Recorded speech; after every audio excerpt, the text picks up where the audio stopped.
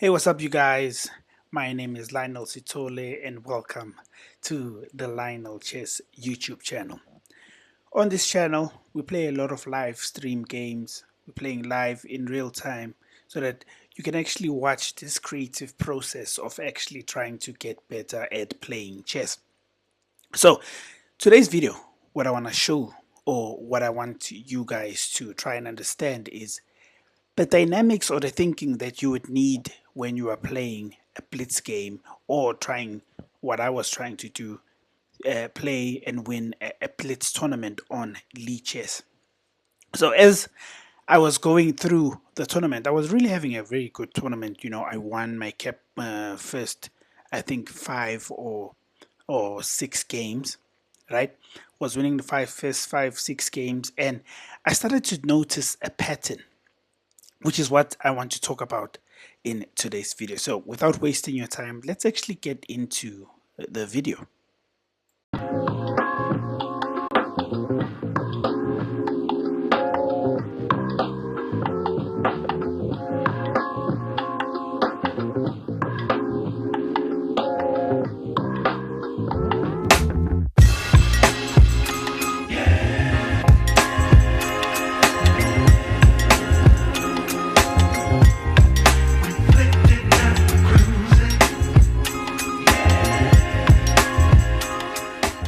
Hey, what's up? What's up?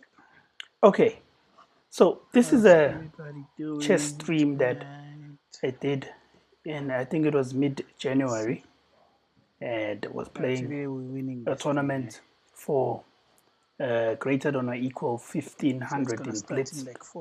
Those are the requirements for training the tournament, and I played it on Chess. So you'll see if you go to my live streams, the tournament is going to be linked. We're winning this tournament. I'm going to put the link, I'm going to put the video in the description, right, so that you can go and actually watch the tournament. Now, why did I have a sense of that I'm going to win this chess tournament? Right. I think I had started to crack how one needs to play when you are playing blitz chess. Blitz chess is mostly about playing the quickest and best move, right, in the shortest amount of time, right? A lot of thinking actually creates a loss in time, and then you could lose matches even though you are at an advantage, which some of the matches that I'm going to show you, or you can go and watch on the channel, you're going to see that I was supposed to win the match, but I just ran out of time, right? So this is what I want to talk about, the psychology that one needs to have when you're playing these kinds of matches. So I want to put your attention particularly on, I think this was the first match. Yeah, this match right here. Okay, in this match right here, a lot of simplicity had gone into the game.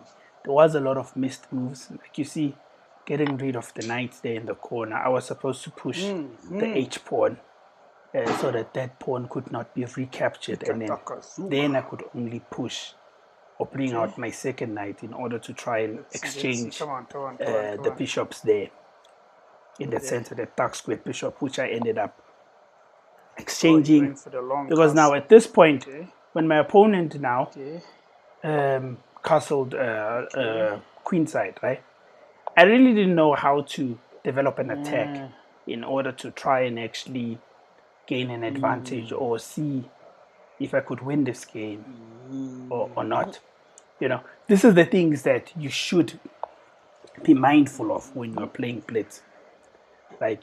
Must be very mindful, because now you look what's happening. I have a very weak pawn structure there on my king side, and my opponent is really also having some opportunity to play on the queen side. Now you see them bringing their queen, actually trying to come to this king side and see what developing moves that they can actually come up with, right, and actually have an advantage. I wasn't supposed to take that pawn because now I've opened up the file for the rook, you know. Now the rook can actually come down, and you know that's gonna also obviously gonna cause a lot of problems for me on this king side. But here I was actually trying to see if I can make a run for it, right? But you see now what's happening is that I have to think more when it comes to every other move that I'm gonna make now, right? Which also in blitz chess is it's not a very good thing, you know, because what happens now is that you're going to lose a lot of time, and you could eventually come into a winning position, right? But might not have enough time to actually convert and actually win this game, right? Which are the things that sort of happened to me in the beginning stages of this tournament. Okay, now he wants to exchange the queens, but I don't remember now if I actually ended up winning this one or what actually happened, because we exchanged the queen to the board. I got rid of the danger of being checkmated, and then I tried to actually eliminate the the knight there, which was actually bothering me a lot. But also that pawn on that other side, you know, was really giving me problems because it was too close for my liking. So the tournament goes on, and then I think at this point in the tournament, I was still in the top 10, right? I think I had won one match. No, I lost the first two matches when we had gotten to this point, right? So now, if you can check or if you can note, all of the games, I started to play them at a very fast pace. I started to play moves that I'm familiar with, or I can say they actually come more natural. In this game, I played the Italian opening. Italian opening, you know, I've made a lot of videos about it. I've actually tried to also set up a course on the Italian opening because I really feel like this move is so natural. You know, king pawn opening is so easy when it comes to you fighting for development. And when you're playing blitz chess, you know, the more developed pieces that you have on the board, the more active your pieces are. I really think it gives you an advantage in terms of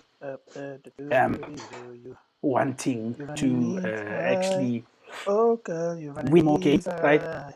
And win more games very quickly, because if most of your pieces are actually out there and you have more attacking pieces than your opponent, you know, you're able to win pieces and capture more of your opponent's pieces and actually deliver checkmate at a very, very fast pace. You do get these moments though, whereby I think it took me almost 25 seconds to actually make the next move here, which I didn't really know what to do because I didn't want to exchange the dark square bishop, you know, and actually open that rook file for my opponent, because that was the idea of actually bringing that dark square bishop to that, right? They wanted to actually open up the rook file, which is what they're also trying to do now. You know, these are moves obviously you must try and avoid. Stop the H pawn from advancing on the G pawn, right? And actually see if you can't take advantage of that center king. In blitz, I don't think it's very wise to actually not castle. You know, you must castle because you don't really know what blunders you might do that actually might cause you to lose the game at a very quick pace. Also, be mindful of traps, right? I fell for a lot of traps last week when I was playing blitz there at work. You know, during my lunch, I sometimes whip up my phone and actually play some games. But you see now at this point, the game was just dragging, right?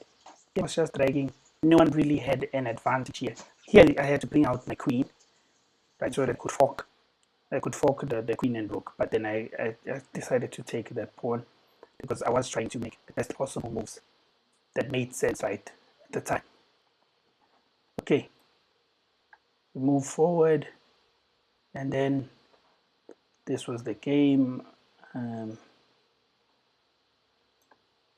I think at this point, you know, he had 1, 2, 3, 4 pieces. It was piece up, but you know, I just had the more tactical mind, and I ended up winning the game by resignation. Right. So what I want to do now, I actually want to show some of the moves that I actually play when I play blitz chess. Right. Things that if I think or I have a very strong opinion on, whereby like if you play more of those openings, sorry, of these openings that I'm about to show you, I really feel like you could have an advantage in winning more blitz games and actually increasing your. Okay, what I want to show you now is some of the moves that I actually play when I am playing blitz. So you're going to start with d4 and then natural move is d5. Bring out the bishop, bring out the knight, defend the pawn in the center, knight f6, knight f3, copy of bishop f5. Now, critical here, do not bring out this knight. Actually try and create a pyramid here, right? This pawn structure avoids moves like when this bishop is now open, the fork, and then this knight coming here and actually creating a lot of trouble here on this side. So what you want to do is you want to make sure that your opponent also runs out of moves, right? Make them think more, because remember, blitz also there's a time factor, especially when you're playing blitz whereby there is no increment after each move. When there is an increment, this is you need a different strategy for that, right? You actually need to try and win the game, because if your opponent does find the right moves and plays them very quick enough, they could increase their time because they're playing at a very faster pace than you, right? Okay, e6, then bishop d2, right? When they try and bring the dark square bishop there, what I normally do is I slide the dark square bishop to the g file, g3, right? So that if they do actually capture here, I'm going to capture this side, opening this rook file, and then I'm going to castle queen side, right, and actually try and win the game like that. Then also doing some traps, especially when you are defending, right? When you are defending, you need to only go on the offense when the opponent's attacks seem or look like now they're actually out of attacks, right? They don't actually have any more attacks to give, right? So we want to go e4. I like to play this defense. It's called the Alekhines defense. It does follow principles of the Italian opening, but it gives that knight some leg room, right? Because you see a knight actually like guards a lot of squares on the board, you know. So I think Alexander Alekhine actually loved knights more than any other piece when he thought about this opening, right? If they do not push some part of the opening, right? A lot of people do push this pawn, right? Which will force you to actually play something that looks like this, right? And then maybe you do this, and then you could either bring out your knight or bring out your bishop, exchange here in the center, and actually castle kingside, and then you're gonna march these pawns down up until you reach your kingside, right? This is also another chess move that I have done some study on my YouTube channel. I can also put that link of the Alekhines defense in the description so that you can actually check it out and tell me what you think about that defense. Okay, I'm gonna go e5, right? Knight f3, knight c6. Then we have the four knights game. When we have the four knights game, you know, you need to be really careful about some things, right? Here, this could be a mistake, right? This could be a mistake because now there's many things, or there's very little things that you can do as black once you've played this move. You know, I don't normally play this move. because I don't know how to continue once I've played this move. Right? What I normally do, I capture here. Opponents recapture, and then I actually give out this good move of any mini more, you know, like your opponent really trying to pick which piece they're willing to give up. Normally they try and give up the knight because they end up with this position right here, a very obscured queenside pawn, queenside set of pawn, right? And then they pretty much control the center of that knight there, right? And then I just follow some normal developments, castle like that, and then continue the game. Yeah. So the psychology that one must have when you are playing Blitz is basically that, you know, if there is no increment, try and make sure that you are playing openings that you do have some knowledge about, and you really have a very quick response when it comes to what's the next move now, what's the next move now.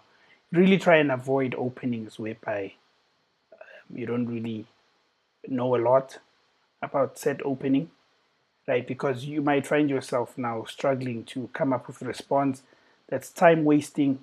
Eventually, when you do come up with an advantage, yeah, you could be in a very tight spot and actually either get checkmated or actually